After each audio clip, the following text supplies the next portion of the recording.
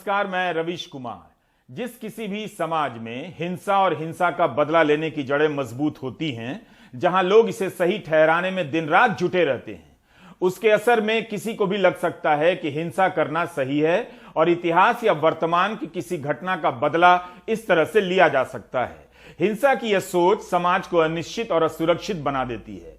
पता नहीं होता कि कब कौन कहां से आएगा, बंदूक उठाएगा और किसी को छलनी कर देगा।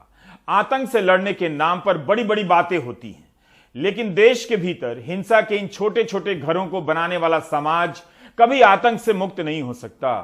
मंगलवार की सुबह अमेरिका के टेक्सास प्रांत के एक शहर के प्राथमिक स्कूल में गोली चल गई। 19 बच्चों की हत्या हो गई है। 18 साल का साल्वाडोर रामोस किसी रेस्तरां में काम करता था। उसे जानने वालों का कहना है कि पिछले कुछ दिनों से चुप रहने लगा था। एक दिन पहले उसके रॉब एलिमेंट्री स्कूल में जाने की बात कही जा रही है, जहां का वह छात्र रहा था। इस स्कूल में सीनियर छात्रों को बुलाया गया ताकि वे जूनियर छात्रों से पंजा लड़ाते हुए उनका हौसला बढ़ा सके। अमेरिकी मीडिया में साल्वाडोर के स्कूल में आने और नहीं आने की दो खबरें छपी हैं। मंगलवार की दोपहर साल्वाडोर रामोस अपने बचपन के स्कूल जाता है। स्कूल जाने से पहले घर में अपनी दादी को गोली मार देता है। उसके बाद स्कूल के बच्चों पर गोलियां चलाने लगता है। साल्वाडोर रामोस की बंदूक से 19 बच्चे मारे गए हैं। इनकी उम्र 7 से 10 साल बताई जाती है। ये सभी दूसरी, तीसरी और चौथी कक्षा में पढ़ते थे। साल्वाडोर ने स्कूल की एक टीचर ईवा मिरेलेस की भी हत्या कर दी है। अंत में पुलिस के हाथों हत्यारा साल्वाडोर रामोस भी मारा गया। यहां पढ़ने वाले ज्यादातर बच्चे हिस्पैनिक मूल के हैं और उनकी संख्या 600 है। दक्षिण अमेरिका और मध्य अमेरिका से आने वाले किसी को भी शक की निगाह से देखे जाने की राजनीति है। इन्हें हिस्पैनिक कहा जाता है। लोगों को लगता है कि अवैध रूप से आ रहे हिस्पैनिकों का वर्चस्व बढ़ता जा रहा है। इस घटना से अमेरिका में कोहराम मचा हुआ है। रॉब एलिमेंट्री स्कूल में पढ़ने वाले बच्चों के माता पिता से डीएनए सैंपल लिए गए हैं ताकि बच्चों से मिलान कर देखा जा सके कि किसके बच्चे की हत्या हुई है। यह सब कितना भयावह है, मगर अमेरिका ऐसी कई भयावह घटनाओं से निकलकर सामान्य होता रहा है और हिंसा के पीछे के कारणों का ठीक से सामना नहीं कर सका, ना उपाय सुझा सका। हिंसा से आप आधी अधूरी लड़ाई नहीं लड़ सकते हैं। दूसरे देशों पर, दूसरे समुदायों पर युद्ध थोपने की नीति भी उसी समाज में सही ठहराई जाती है। जिस समाज में हिंसा की जड़ें गहरी होती हैं, जहां लोग तरह तरह से हिंसा को सही ठहराते हैं। भारत में ऐसे नगीने से आप कभी भी टकरा सकते हैं, जो इन दिनों बदले का मंत्र सबके कान में फूंके जा रहे हैं। राष्ट्रपति जो बाइडेन ने कहा है कि दुनिया में ऐसी घटनाएं बहुत कम होती हैं।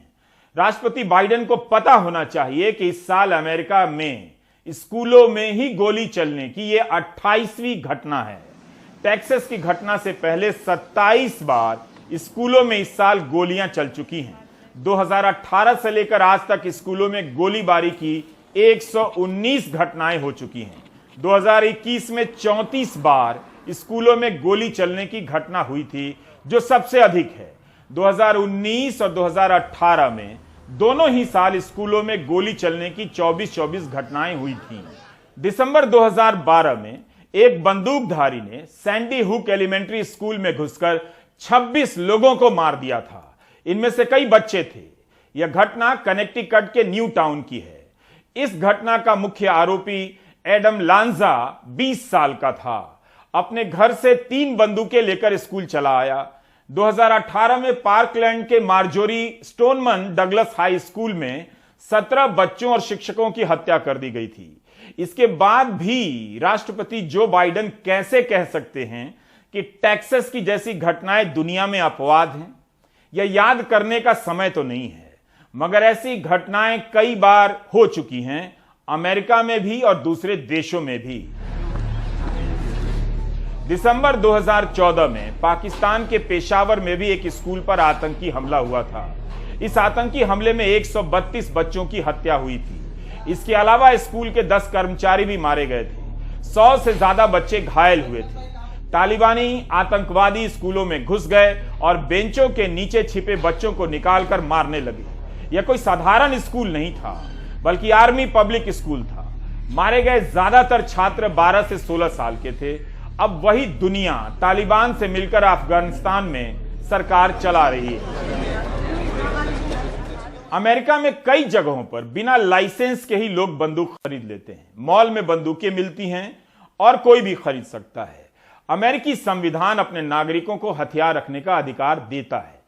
टेक्सास में करीब 46% लोगों के पास बंदूकें हैं, बल्कि टेक्सास के गवर्नर ग्रेग एबॉट को इस बात के लिए निशाना बनाया जा रहा है कि वे बंदूक रखने के नियमों को और आसान बनाना चाहते हैं कि लोग बिना लाइसेंस के, बिना बैकग्राउंड चेकिंग के बंदूक खरीद लें।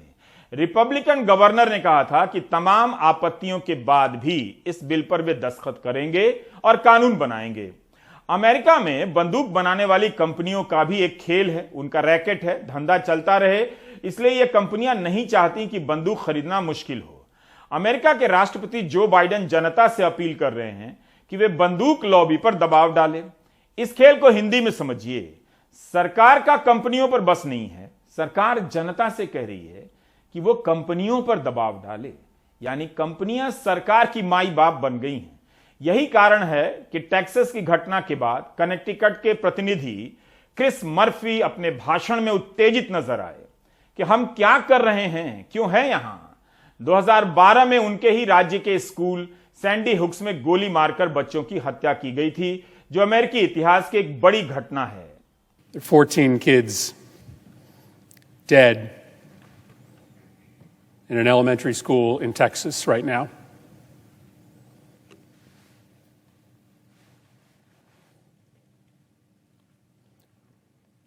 What are we doing? What are we doing? Just days after a shooter walked into a grocery store to gun down African American patrons, we have another Sandy Hook on our hands. What are we doing? There have been more mass shootings than days in the year. Our kids are living in fear every single time they set foot in a classroom because they think they're going to be next. What are we doing? Why do you spend all this time running for the United States Senate? Why do you go through all the hassle of getting this job, of putting yourself in a position of authority, if your answer is that as this slaughter increases, as our kids run for their lives, we do nothing? What are we doing? Why are you here? बंदूक रखना एक बड़ा मसला है, मगर बंदूक चलाने के पीछे के कारणों को आप अनदेखा नहीं कर सकते। हमलावर मनोरोगी भी हो सकता है और नफरती भी।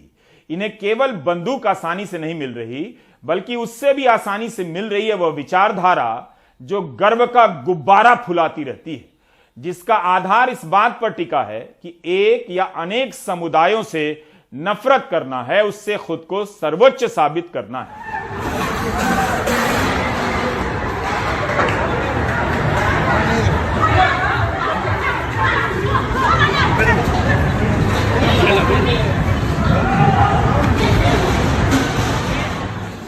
चौदह मई को न्यूयॉर्क के बफलो शहर में 18 साल का एक लड़का पैटन एस जेंड्रॉन बंदूक लेकर एक सुपरमार्केट में घुस गया और 10 लोगों को मार देता है।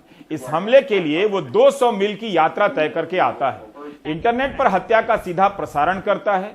यह लड़का ब्लैक समाज के प्रति नफरत से भरा हुआ था। इसने 180 पन्नों का एक दस्तावेज भी पोस्ट किया है, जिसमें व्हाइट की महानता और सर्वोच्चता की फालतू और फर्जी बातें लिखी हुई हैं।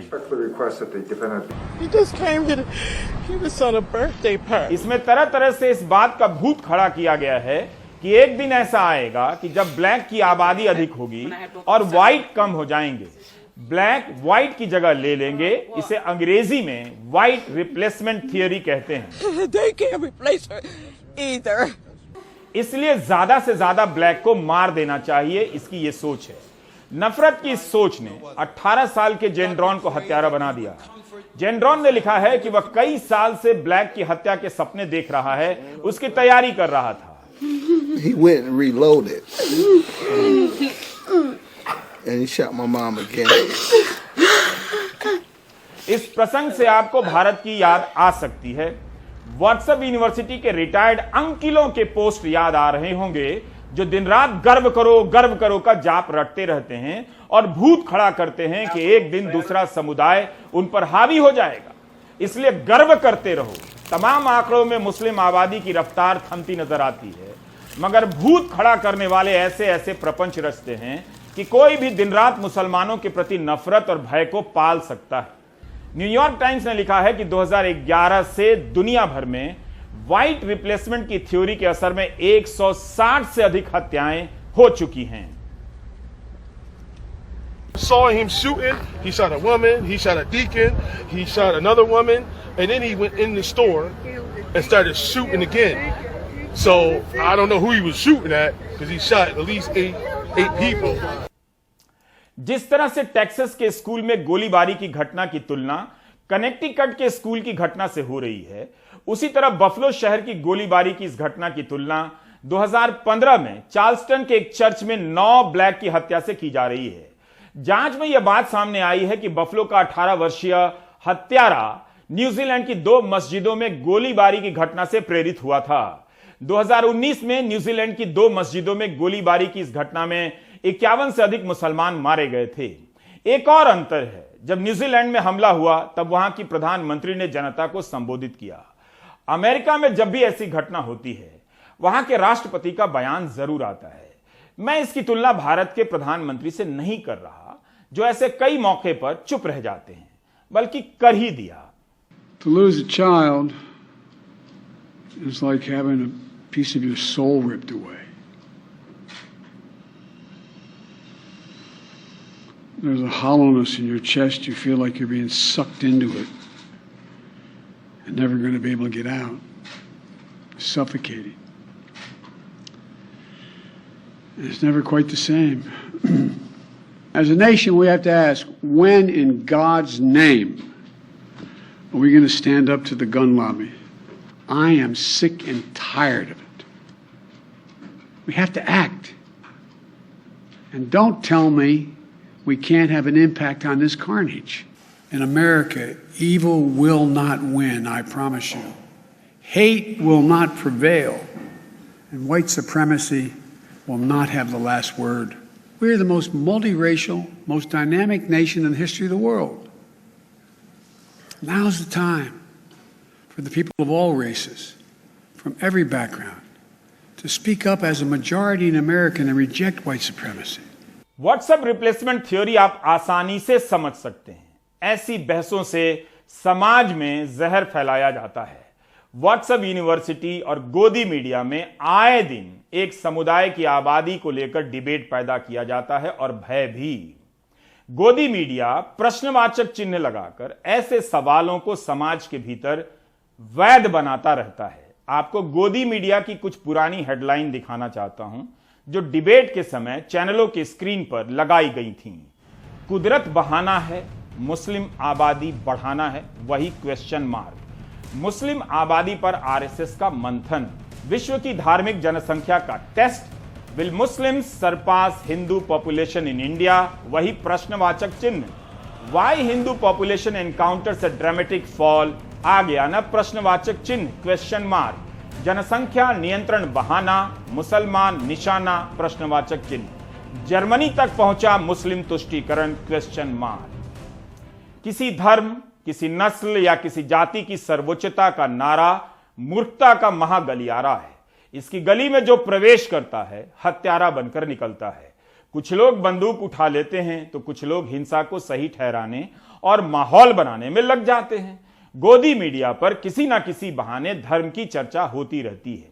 तीन ह्यूमन और क्रूर दर्शन के रमित वर्मा ने केवल मई महीने में कुछ चैनलों के 2 मुख्य डिबेट शो का अध्ययन किया है।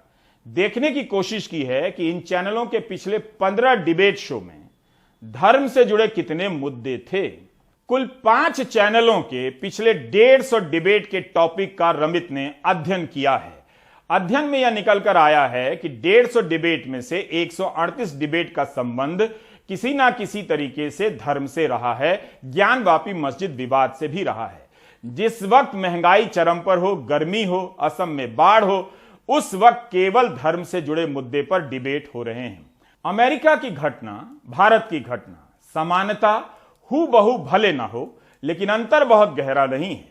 धर्म के नाम पर जब न्यूज चैनल रक्षक बन जाएं, तो धर्म की चिंता मत कीजिए, अपनी कीजिए। जो चैनल और एंकर पत्रकारिता के धर्म की रक्षा नहीं कर पाए, वे आपके धर्म की रक्षा कर रहे हैं। इस भ्रम से बाहर आ जाइए। इस तरह के डिबेट में एंकर की भाषा में धार्मिक सर्वोच्चता का बखान दिखेगा। धर्म की आड़ में उनके तेवर आक्रामक हो जाते हैं, पत्रकार नजर आने लगते हैं और इसी बहाने आम लोगों की समस्याओं को सामने आने से रोक देते हैं। धर्म का मामला समझकर आम लोग आंखें फाड़ फाड़ कर इस तरह से देखने लग जाते हैं। चैनलों की तरह हिंदी के कई अखबार, आईटी सेल और व्हाट्सएप यूनिवर्सिटी की मेहनत को जोड़ लीजिए तो पूरा समाज ही धर्म के टॉपिक से घिरा हुआ है। इसके आधार पर एक धर्म से नफरत किया जा रहा है या उस पर सर्वोच्चता साबित की जा रही है। इसका नतीजा आप अभी ही देख रहे हैं, पहले भी देख चुके हैं।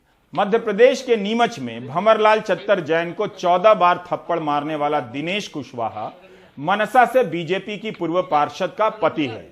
मानसिक रूप से बीमार भंवरलाल अपना नाम तक नहीं बोल पाए, कुछ बुदबुदाते हैं, लेकिन दिनेश कुशवाहा कहता है मोहम्मद नाम है और मारने लगता है। अगले दिन भंवरलाल जैन का शव बरामद होता है। आरोपी विजय कुशवाहा भाजपा युवा मोर्चा और नगर इकाई में पदाधिकारी रहा है। मृतक भंवरलाल का परिवार भी बीजेपी से जुड़ा है। यह वीडियो दिनेश ने ही वायरल किया। क्या दिनेश को यह लगा कि ऐसी करतूत का वीडियो वायरल करना अब अच्छी बात है, लोग तारीफ करेंगे? क्या भंवरलाल जैन की जुबान से मोहम्मद निकलने के कारण या ऐसा भ्रम होने के कारण दिनेश के जहन में हिंसा की भावना तेज होती गई और वह कथित रूप से हत्यारा बन गया? भंवरलाल जैन को मारने वाला दिनेश कुशवाहा और न्यूयॉर्क के बफलो शहर के सुपरमार्केट में गोली चलाने वाला जेंड्रॉन, दोनों के जहन में नफरत एक ही जगह से आती लगती है, स्वयं की सर्वोच्चता और दूसरे के प्रति घृणा से। भंवरलाल चत्तर जैन की हत्या का इंसाफ केवल आरोपी का पकड़ा जाना, जेल जाना नहीं है, बल्कि उस विचारधारा की तह तक जाना भी है जिसने एक व्यक्ति को हत्यारा बना दिया। यह कोई पहली घटना नहीं है। अखलाक का दायां हाथ आरी से काट दिया गया। अखलाक ने आरोप लगाया था कि शराब के नशे में 2 लोग उसे मारने लगे। जब देखा कि अखलाक के दाहिने हाथ पर 786 लिखा है, वह मुसलमान है, तो उसका दायां हाथ ही काट दिया।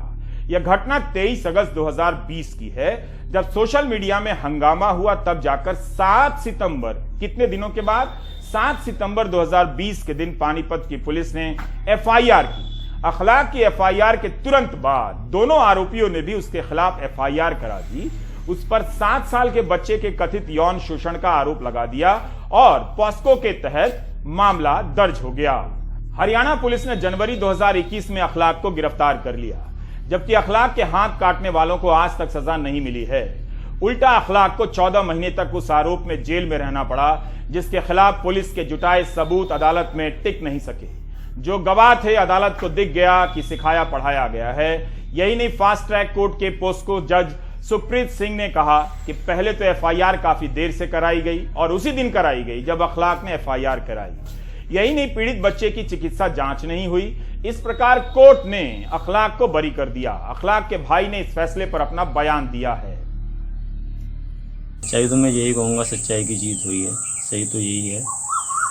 लेकिन उन लोगों को अभी तक के कुछ भी नहीं हो सका, अभी तक के कुछ नहीं बिगाड़ सका, क्योंकि पुलिस उनके बचाव में लगी हुई है। पुलिस ने तो अभी तक की उनके खिलाफ कुछ भी नहीं किया, ना ही कोर्ट में चार्जशीट जमा की है अभी तक के, और ना ही डीएनए रिपोर्ट आई है। और पुलिस बार बार मान लिया उनको बचा रही है। इखलाक अपना केस जब जीतेगा, जब हमारी चार्जशीट कोर्ट में जमा हो जाएगी, और चार्जशीट जमा होने के बाद फिर इंशाल्लाह हम इस केस को दिलो जान से लड़ेंगे। अखलाक नाई का काम करता था, उसका एक हाथ कट गया, अब वो ये काम कभी नहीं कर पाएगा। जिन लोगों ने अखलाक का हाथ काट दिया, उन्हें आज तक सजा नहीं हुई। उस मामले में पुलिस ने चार्जशीट तक दायर नहीं किया है। अखलाक के मामले में ट्रायल तक पूरा हो गया। सबसे इम्पोर्टेंट बात जो इसमें कोर्ट ने नोट करी, मैं ये नोट करी कि जो उन्होंने एफआईआर हमारे खिलाफ दर्ज कराई, उसमें वो कहते हैं कि जी 23-24 की इंटरवीनिंग नाइट का एक वाकया है, लेकिन वो हमारे खिलाफ एफआईआर दर्ज कराते हैं 9 तारीख को, अगले महीने की 9 तारीख को। तो कोर्ट ने उनसे जब एक्सप्लेनेशन मांगा इस चीज का, वो ये कहते रहे कि जी हम तो इसको शर्म के मारे ये बातें हमने किसी के सामने नहीं की।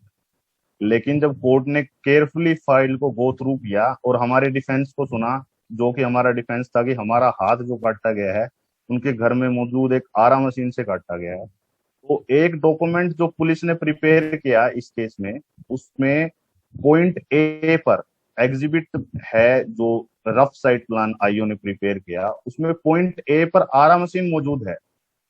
ये पॉइंट गौर किया कोर्ट ने भी कि उसमें पॉइंट ए पर आरा मशीन मौजूद है। और बच्चा ने जो मजिस्ट्रेट के सामने अपने बयान दिए उसमें भी वो कहता है कि जी मेरे फादर जो हैं वो लकड़ी का काम करते हैं, जबकि कंप्लेनेंट का कहना था, जो इस केस में कंप्लेनेंट थे, उनका कहना था कि हमारा कोई वास्ता ही नहीं है, इससे कोई लेना देना ही नहीं है हमारा। और दूसरी बात सबसे इंटरेस्टिंगली सर मैं आपको बताना चाहूंगा, इसमें ये हुआ कि उन्होंने जो कंप्लेनेंट थे उन्होंने बच्चे के मेडिकल भी नहीं कराते, वो 27 तारीख तक दरखास्त भी नहीं देते अगले महीने की 9 तारीख तक, लेकिन वो कहते हैं कि जी हमने 24 तारीख को बच्चे के ना फोटोग्राफ्स बनवा लिए थे। तो कोर्ट ने ये पॉइंट आउट किया, स्पेशली अपनी जजमेंट में लिखा कि अगर आपका कोई मतलब ही नहीं था दरखास्त देने का, या आप चाहते ही नहीं थे उनके खिलाफ कार्रवाई करना, तो ये 24 तारीख को फोटोग्राफ बनवाना बिल्कुल हजम करने वाली बात नहीं है, जो कि झूठी स्टोरी आपने बनाई है। आप बिल्कुल फेल हुए हैं इसको एक्सप्लेन करने में, बिल्कुल फेल हुए हैं आप डिले को एक्सप्लेन करने में। और प्रोसिक्यूशन और पुलिस ने जो इसमें अब्यूज ऑफ पावर किया है वो एक देखने वाली बात रही कोर्ट की जजमेंट में। और भी बहुत सारे पॉइंट्स को हाईलाइट किया गया था, लेकिन कुछ मेन पॉइंट्स ये थे। और इसमें मैं सर इंटरेस्टिंगली एक बात और बताना चाहूंगा, इतनी मारपीट इखलाक के साथ करी गई कि उसका मेंटल स्टेट जो है वो बिल्कुल भी ठीक नहीं है फिलहाल। मैं अगर चाहता या हम चाहते तो इसको मिस ट्रायल भी क्लेम कर सकते थे, क्योंकि एज पर सीआरपीसी यहाँ पे प्रोविजन है कि कोई मेंटल स्टेट जिसकी ठीक नहीं हो उसको मिस ट्रायल पे बरी किया जा सकता है। लेकिन हमने इसको कानून के तौर पे लड़ना और जो कि सच्चाई के तौर पर इसको लड़ना ज्यादा बेटर समझा। कोर्ट ने भी उन पॉइंटों को नोट करते हुए हमें बरी किया। हमने इन दोनों घटनाओं का जिक्र अमेरिका के टेक्सास में हुई गोलीबारी की घटना के संदर्भ में किया है, तो एक संदर्भ का जिक्र अभी बाकी है। ये उन परिवारों के ट्वीट हैं, उन लोगों के ट्वीट हैं जिनके बच्चे 2012 में मारे गए थे।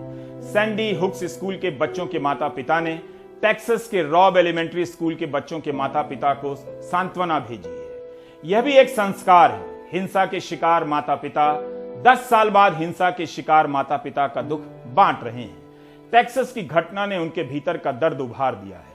वे अपने बच्चों की याद में डूब गए हैं, लेकिन टेक्सास के माता पिता के दर्द को भी समझ रहे हैं।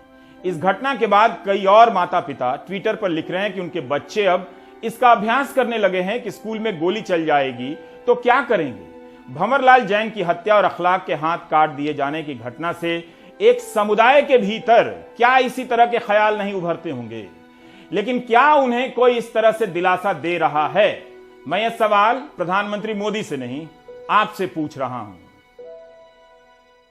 उत्तर प्रदेश सरकार ने मई से सितंबर तक गरीबों को दी जाने वाली फ्री राशन में 3 किलो गेहूं और 2 किलो चावल की जगह अब 5 किलोग्राम चावल ही देने का फैसला किया है। गरीब लोगों का घर अब कैसे चलेगा? राशन मिल रहा है या नहीं, इसकी किसे परवाह है?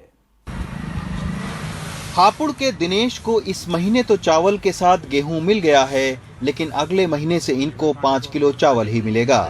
उत्तर प्रदेश सरकार के इस पत्र में कहा गया है कि मई से सितंबर तक गेहूं की जगह 5 किलो चावल ही दिया जाएगा।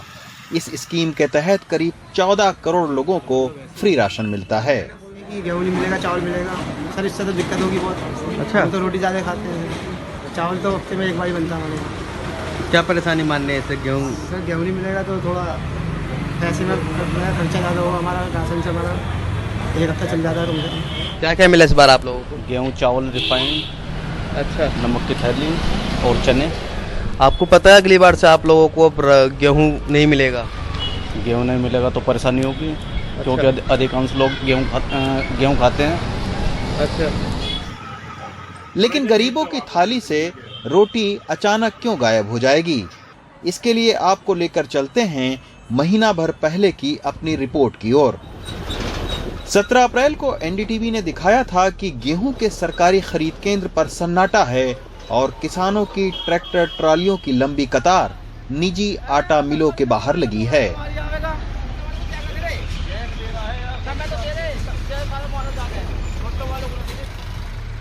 लेकिन सरकार ने करीब महीना भर तक इस ओर ध्यान नहीं दिया, बल्कि खुद खाद्य मंत्री पीयूष गोयल ने प्रेस कॉन्फ्रेंस करके गेहूं निर्यात को सरकार की एक बड़ी उपलब्धि बताया। हमारे अधिकारियों के साथ चर्चा की, हमारी लैब्स विजिट की और एक पूरा उनके कैबिनेट का डिसीजन आज उन्होंने स्वयं ट्वीट किया, कैबिनेट का डिसीजन, जिसमें उन्होंने कहा है कि सब देखने के बाद हमें खुशी है कि अब भारत से अनाज गेहूं इजिप्ट में भी जा सके। लेकिन कुछ दिन बाद ही सरकार को अपनी गलती का एहसास हुआ और 13 मई को गेहूं निर्यात पर रोक लगा दी गई। लेकिन तब तक निजी कंपनियों ने 50 से लेकर 100 रुपए प्रति कुंटल ज्यादा देकर किसानों का गेहूं खरीद लिया था। अब हालात ये हैं कि उत्तर प्रदेश में जहां पिछले साल 30 अप्रैल तक करीब 11 लाख टन गेहूं खरीदा गया था, वहीं इस साल महज 1,30,000 टन ही सरकारी खरीद हुई है। 30 अप्रैल तक उत्तर प्रदेश के 28 जिलों में लक्ष्य के मुकाबले महज 2 से 5% ही गेहूं की सरकारी खरीद हुई। पूरे देश के आंकड़ों की अगर बात करें तो सरकार का अनुमान 4.44 करोड़ टन गेहूं खरीद का था, लेकिन 20 मई तक महज 1,81,00,000 टन ही गेहूं खरीदा गया। लिहाजा सरकार ने 31 मई तक गेहूं की सरकारी खरीद बढ़ा दी है। अगर पुराने अनुमान से हम देखें तो करीब 220 लाख टन गेहूं प्रधानमंत्री गरीब कल्याण योजना के लिए ज़रूरत होती है और करीब 260 लाख टन गेहूं सामान्य जो राशन प्रणाली है उसके लिए जमा है। जबकि सरकार के पास किसी भी तरीके से करीब 370 या 380 लाख टन गेहूं ही होना बकाया और इस साल में खरीद था। ऐसे में उसके पास यही विकल्प था कि वो जो राशन में और प्रधानमंत्री गरीब कल्याण अन्न योजना के तहत मुफ्त अनाज देती है उसमें गेहूं की मात्रा घटा दे और उसको चावल से उसको विकल्प के रूप में उसकी आपूर्ति करे, और यही सरकार ने किया है। यही नहीं, सरकार जब तक गेहूं के निर्यात पर रोक लगाती तब तक 70 लाख टन गेहूं के निर्यात का सौदा भी हो चुका था। कहां रूस यूक्रेन युद्ध के बीच में गेहूं का निर्यात करके भारत सरकार वाहवाही बटोरना चाहती थी, लेकिन लग ऐसा रहा है कि सरकार प्रेस कॉन्फ्रेंस करती रही और इस बीच निजी कंपनियां किसानों को ज्यादा पैसा देकर गेहूं खरीदती रहीं। अब मुनाफा प्राइवेट कंपनियां और गेहूं की कमी की मार गरीबों को झेलनी पड़ सकती है, जिसकी शुरुआत पीडीएस के सिस्टम से हो चुकी है। हापुड़ से अदनान के साथ रवीश रंजन शुक्ला, एनडीटीवी इंडिया।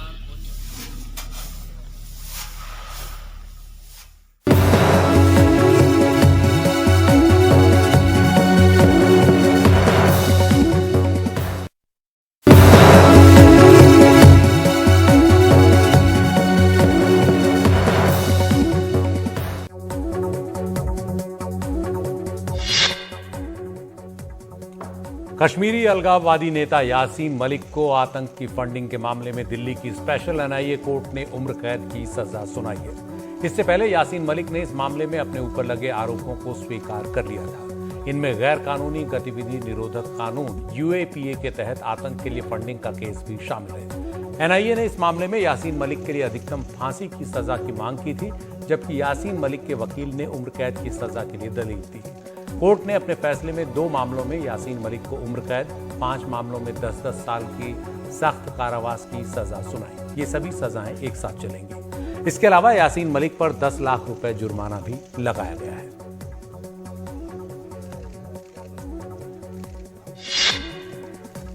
कांग्रेस के वरिष्ठ नेता कपिल सिब्बल ने कांग्रेस के साथ अपना 30 साल पुराना नाता तोड़ दिया है। कांग्रेस के वरिष्ठ नेता रहे सिब्बल ने एक निर्दलीय के तौर पर समाजवादी पार्टी के समर्थन से राज्यसभा जाने का फैसला किया है। इसके लिए सिब्बल ने लखनऊ में राज्यसभा के लिए नामांकन पत्र दाखिल किया।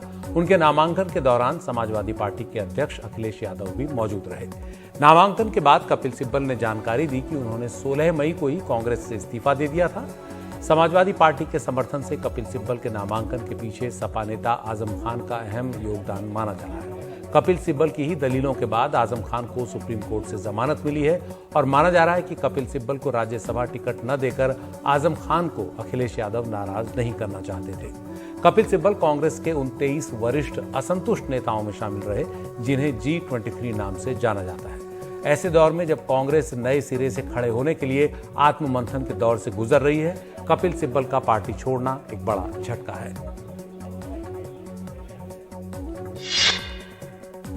खाने पीने की चीजों की महंगाई को काबू करने के लिए केंद्र सरकार ने कुछ नए कदमों का ऐलान किया है। इसके तहत गेहूं के निर्यात पर पाबंदी और पेट्रोल डीजल पर एक्साइज ड्यूटी में कटौती की जा चुकी है।